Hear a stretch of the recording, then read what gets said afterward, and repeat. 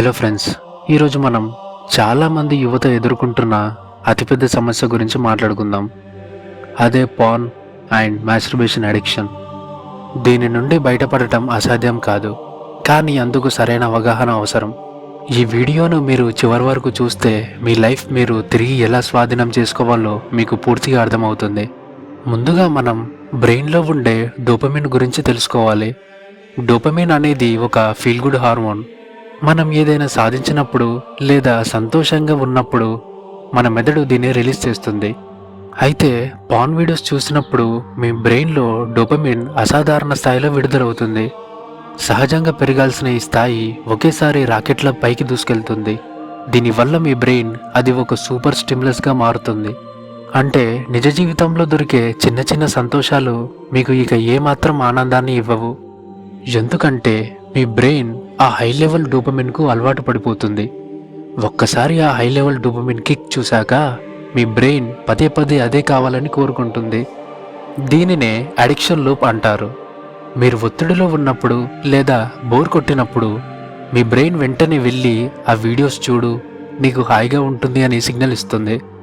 మీరు ఆ సిగ్నల్కు లొంగిపోయి చూసిన ప్రతిసారి ఆ అలవాటు ఇంకా పెరిగిపోతుంది.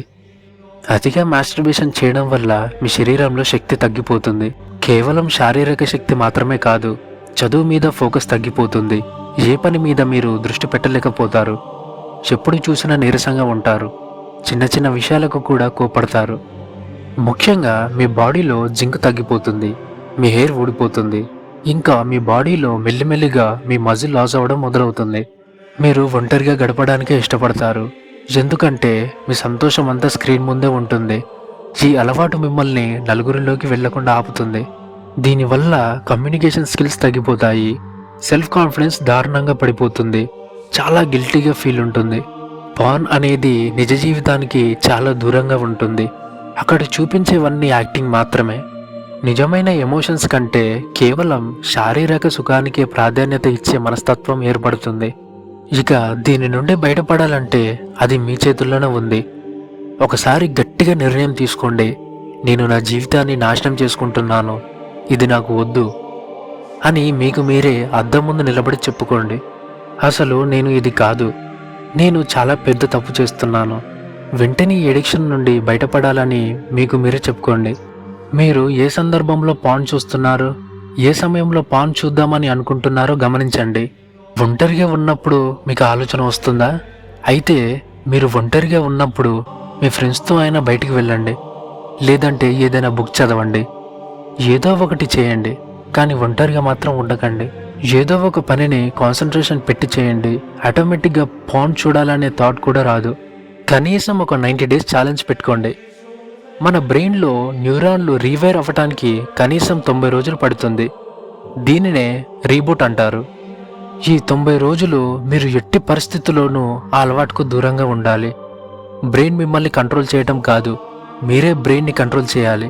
మీలో కలిగే ఆ సెక్షువల్ ఎనర్జీని వేరే వైపుకు మళ్లించాలి. దీనినే సెక్షువల్ ట్రాన్స్మిటేషన్ అంటారు. జిమ్కి వెళ్ళండి, కొత్త కొత్త స్కిల్స్ నేర్చుకోండి, స్పోర్ట్స్ ఆడటం లాంటివి చేయండి. మీరు వీటిపైన కాన్సన్ట్రేషన్ చేస్తే అప్పుడు ఆ పాన్ అడిక్షన్ దానంతటా అదే తగ్గిపోతుంది. మెడిటేషన్ రోజుకు కనీసం 10 నిమిషాలు చేయండి. చేయడం వల్ల మీరు ఆ రోజంతా పాజిటివ్గా ఉంటారు. ఇక డోపమిన్ డిటాక్స్. మీ బ్రెయిన్ని తిరిగి నార్మల్ స్థితికి తీసుకురావడమే డోపమిన్ డిటాక్స్.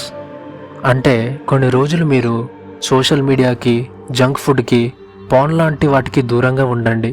దీనివల్ల మీ బ్రెయిన్లోని డోపమిన్ రిసెప్టర్స్ మళ్ళీ సెన్సిటివ్ అవుతాయి. డిటాక్స్ చేసినప్పుడు మీరు నేచర్ని చూడటం, పుస్తకం చదవటం లాంటి చిన్న చిన్న పనుల్లో కూడా గొప్ప ఆనందం కనిపిస్తుంది.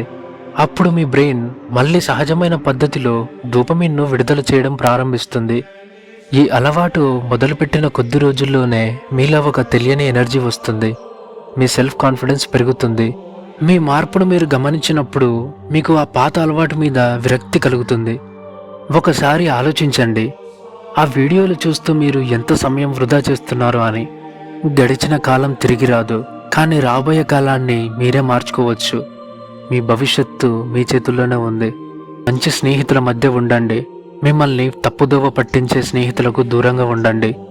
ఒంటరితనం అస్సలు మంచిది కాదు, కాబట్టి వీలైనంత వరకు నలుగురితో ఉండటానికి ప్రయత్నించండి. ఇది మీతో మీరు చేసే యుద్ధం. మీలోని బలహీనతను గెలవడమే అసలైన విజయం. ఈ క్షణం నుండి మీ ఫోన్లోని చెత్తనంతా డిలీట్ చేయండి. ముఖ్యంగా సోషల్ మీడియాలోని మోడల్స్ని అన్ఫాలో చేయండి. మీ బ్రెయిన్లో ఉన్న నెగటివ్ థాట్స్ని క్లీన్ చేయండి. అప్పుడే మీరు అనుకున్నది సాధించగలరు. ఈ అడిక్షన్ నుండి బయటపడండి. గుర్తుంచుకోండి, మార్పు అనేది ఒక్క రోజులో రాదు. మీపై మీరు నమ్మకం పెట్టుకోండి. మీరు ఈ సమస్య నుండి ఖచ్చితంగా బయటపడతారు. ఈ వీడియోని మీరు చివరి వరకు చూసినందుకు మీకు ధన్యవాదాలు. ఇలాంటి మరిన్ని ఇంట్రెస్టింగ్ వీడియోస్ కోసం మన ఛానల్ని సబ్స్క్రైబ్ చేసుకోండి. Thank you.